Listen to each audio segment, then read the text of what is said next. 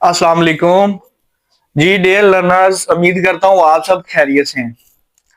आज मैं लेके आया हूँ बहुत ही important topic, that is what are organic compounds. हमने आज ऑर्गेनिक केमिस्ट्री और ऑर्गेनिक कंपाउंड्स का इंट्रोडक्शन पढ़ना है, जो कि सेकेंड ईयर की जो केमिस्ट्री की बुक है उसका चैप्टर नंबर 7 से शुरू होता है, fundamental principles of organic chemistry. तो उसमें सबसे पहले आज हम ये देखेंगे, वो चैप्टर आज हम शुरू करेंगे। ठीक है जी। कौन सा है? चैप्टर नंबर 7 है सेकेंड ईयर केमिस्ट्री का, fundamental principles of organic chemistry. अब हम देखेंगे जी इसमें ऑर्गेनिक कंपाउंड्स होते क्या हैं। ठीक है, आपने गौर से सुनना है, कॉन्सेप्ट के साथ हम बात करेंगे जी।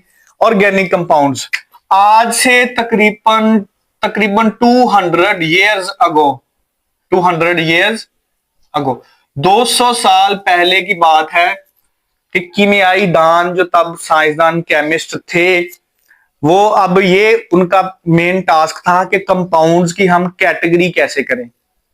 केमिकल सब्सटेंसेस है ना, जैसे पानी है, ठीक है, उसके बाद मतलब कोई भी ब्लीच है, सिरका है, ये जो जितनी भी केमिकल चीजें, इनको हर चीज को केमिकल की नजर से भी हम देखते हैं। तो वो ये अब उनका काम था कि ये जितने भी केमिकल सब्सटेंसेस हैं, केमिकल अशिया है, इनकी कैटेगरी की जाए, इनको एक लिस्ट में डाला जाए ताकि इन सब की स्टडी आसान हो जाए। मेरी बात समझ रहे हैं आप? जैसे स्कूल में बहुत ज्यादा बच्चे हो जाए तो उनकी क्लासेस बना दी जाती हैं ताकि उनको अच्छे तरीके से पढ़ाया जा सके और उनके साथ डीलिंग अच्छी हो जाए। अब ऐसे ही कंपाउंड जब बहुत ज्यादा थे तो फिर इनको ना अलहदा अलहदा किया गया ऑन द बेसिस ऑफ किस पे इनकी कैटेगरी, इनकी क्लासिफिकेशन जो है, क्लासिफिकेशन, स्पेलिंग ही भूल गए, क्लासिफिकेशन ऑफ कंपाउंड्स की क्लासिफिकेशन जो थी किस बेस पे हुई? फर्स्ट तो उनके ओरिजिन की बेस पे हुई, ठीक है, ओरिजिन। सेकंड हुई उसकी प्रॉपर्टीज की बेस।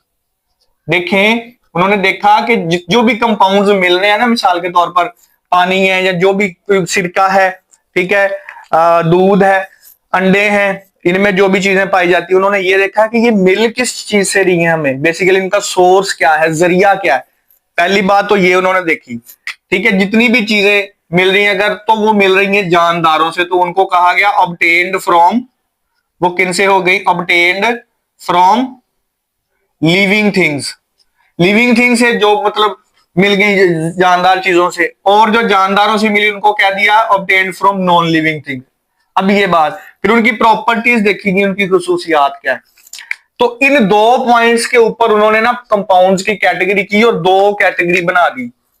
ठीक है जी, कंपाउंड्स की टोटल दो कैटेगरीज बना दी।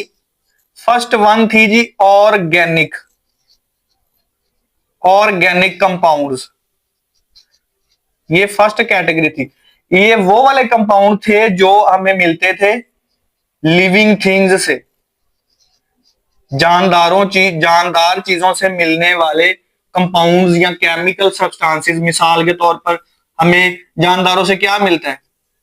मिल्क मिलता है, ठीक है, मीट मिलता है, ठीक है, एग वगैरह मिलते हैं हमें, ठीक है, प्रोटीन्स। बेसिकली ये जितने भी हम चीजें खाते हैं, सब्जियां, दाल, गोश्त, दूध, इनसे हमें मिलता क्या? बेसिकली प्रोटीन्स मिलती हैं, ठीक है, उसके बाद हमें वाइटामिन्स मिलते हैं,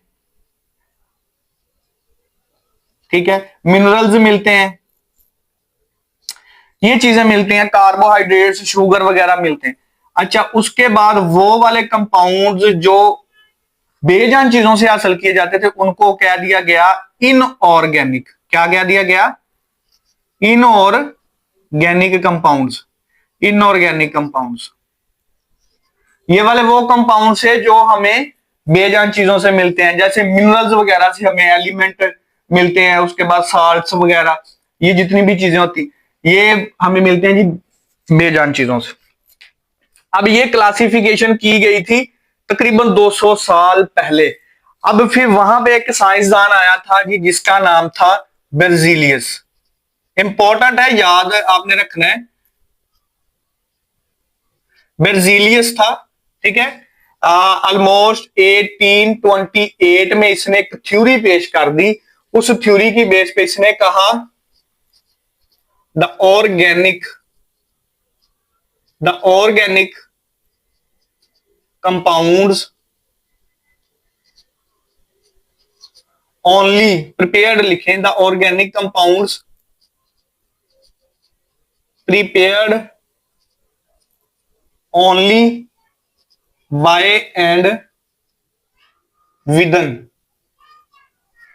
लिविंग थिंग्स। अच्छा, इसने कहा था organic compounds prepared only by and within the living thing. इसने कहा जितने भी ऑर्गेनिक कंपाउंड्स हैं ये सिर्फ और सिर्फ हमें जिंदा चीजों से मिल सकते हैं। ठीक है, फिर इसने कहा and can not be synthesised from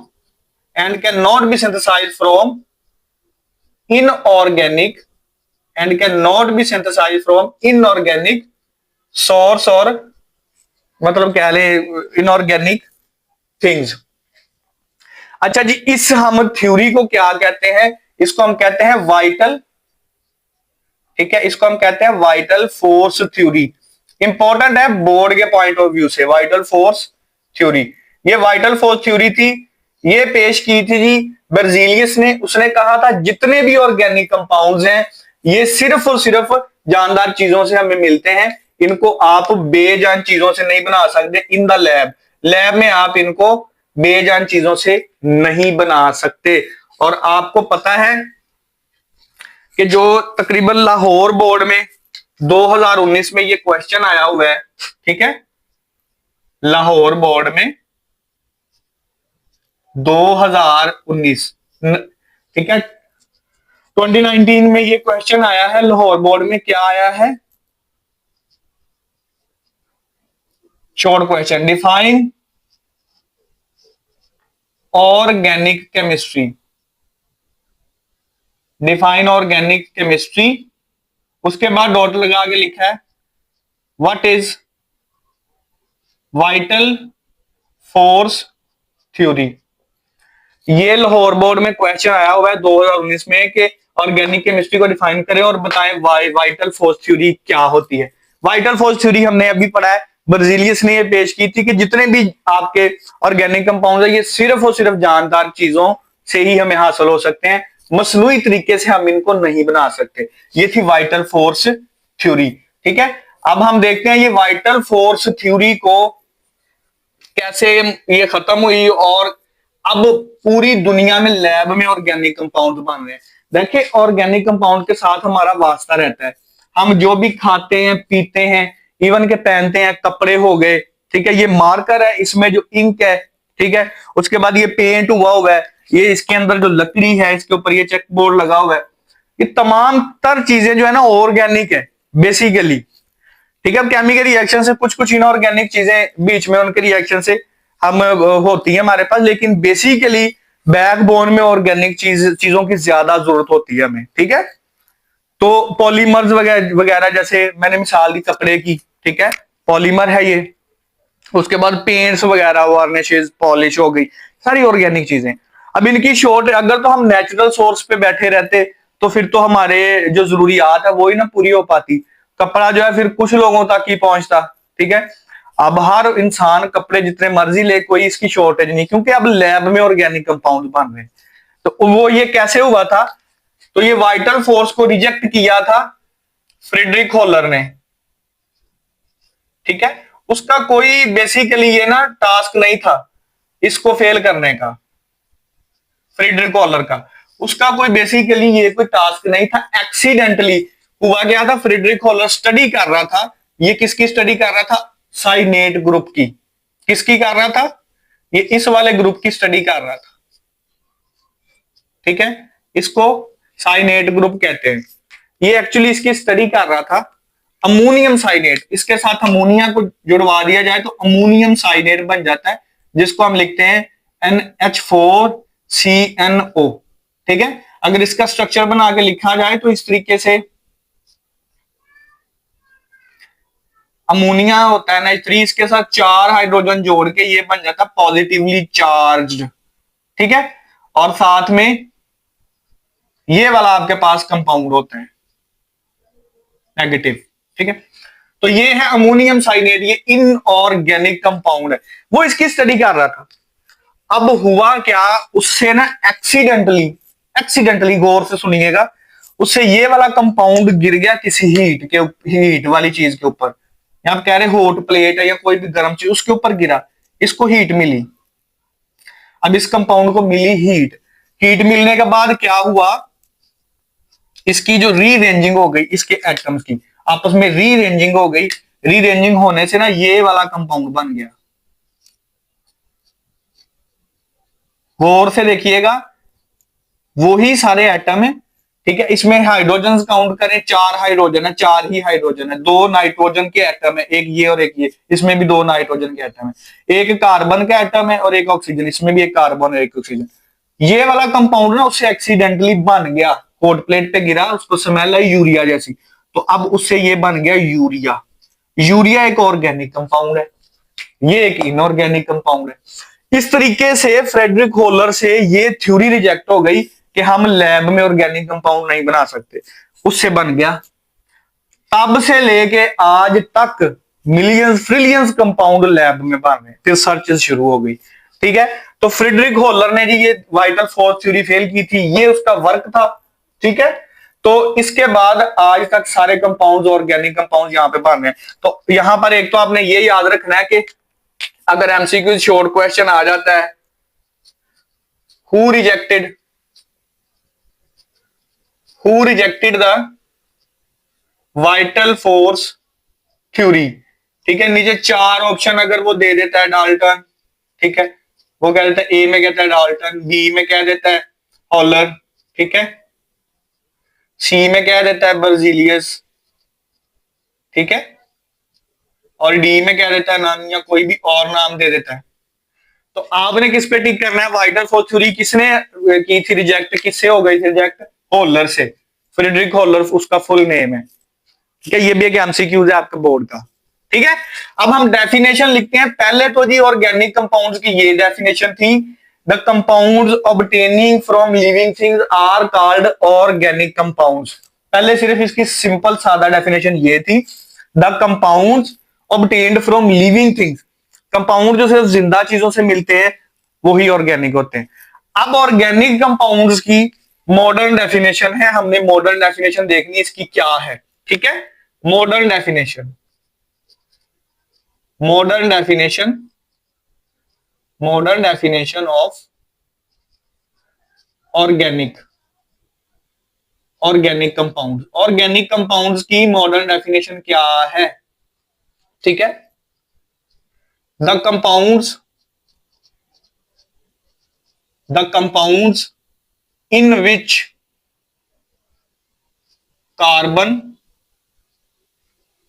is an essential element. The compounds in which carbon is an essential element along with oxygen, hydrogen, sulfur, phosphorus, nitrogen, etc. are called organic compound. ऐसे compounds जिसमें carbon एक essential element हो। Carbon एक जरूरी element है, carbon के बगैर कोई चीज ऑर्गेनिक नहीं होती। कार्बन लाजमी हो और उसके साथ सल्फर, ऑक्सीजन, नाइट्रोजन, फास्फोरस आ सकते हैं। जैसे ये देखे, इसमें नाइट्रोजन आया हुआ है, ऑक्सीजन भी आया हुआ है, कार्बन इसमें एक एसेंशियल पार्ट है। जैसे मिसाल के तौर पर अगर इसकी मिसाल में हम लिखे, इन सब की मिसाल में, तो ये वाला आप लिख सकते हैं कार्बोक्सिलिक एसिड, इसमें ऑक्सीजन आया हुआ है। कार्बन और हाइड्रोजन का लिखे, मीथेन गैस लिख ले, ऑर्गेनिक कंपाउंड्स हैं।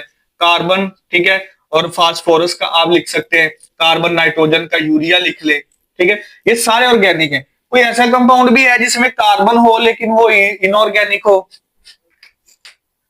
ऐसा भी हो सकता है कंपाउंड जिसमें कार्बन हो लेकिन वो इनऑर्गेनिक हो, कार्बन डाइऑक्साइड, ठीक है,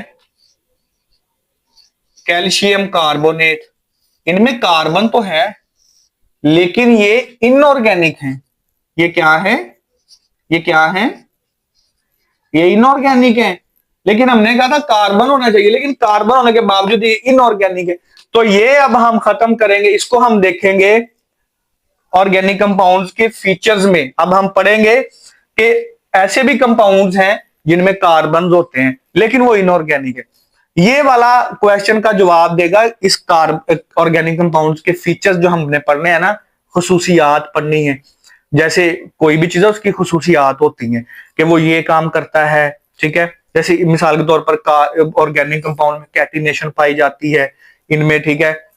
उसके बाद इनकी सोलबिलिटी देखेंगे, इनके रिएक्शन देखेंगे, यानी कि इनकी सारी खुसूसियात इकट्ठी करके अब देखेंगे कि ये वाली हो तो फिर ऑर्गेनिक है। कार्बन के साथ ये बातें भी होनी चाहिए।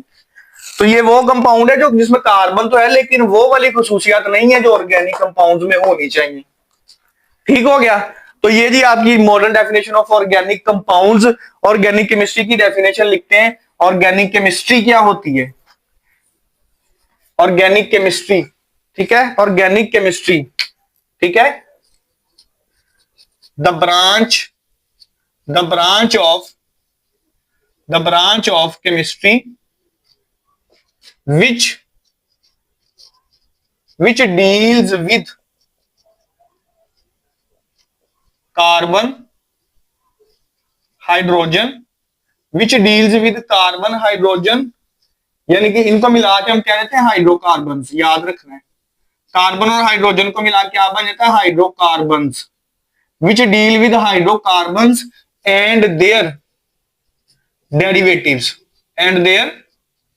डेरिवेटिव्स, इनसे मखूज करना, इनसे बनने वाली चीजें, जैसे ये है, ठीक है। ऑर्गेनिक केमिस्ट्री की डेफिनेशन क्या है? The branch of chemistry that deals with carbon, hydrogen and their derivatives. Carbon hydrogen के कंपाउंड्स और इनसे बनने वाले कंपाउंड्स का जो मुतालिया करे ऑर्गेनिक केमिस्ट्री कहलाती है। ठीक हो गया। ये आज का हमारा टॉपिक था, introduction of the organic chemistry, organic compounds, vital force theory, जिसमें बोर्ड का एमसीक्यूज शॉर्ट क्वेश्चन हमने किया। इसको कॉन्सेप्ट के साथ करें। नेक्स्ट लेक्चर में हम फीचर्स पढ़ेंगे और फिर आगे चैप्टर को कंटिन्यू करेंगे। तो जुड़े रहिए चैनल के साथ। मिलते हैं नेक्स्ट वीडियो में। अपना ख्याल रखिएगा। अल्लाह हाफिज।